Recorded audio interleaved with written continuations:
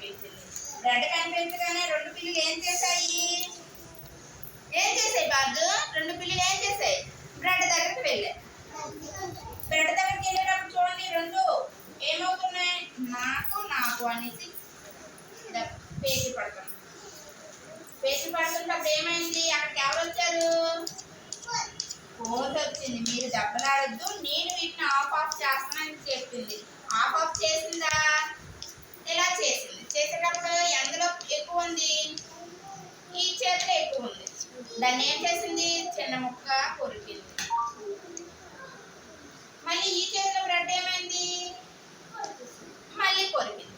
మళ్ళీ ఈ చేతిలో బాగా తలేదు. నా వైపు చూడండి, నా వైపు చూడండి.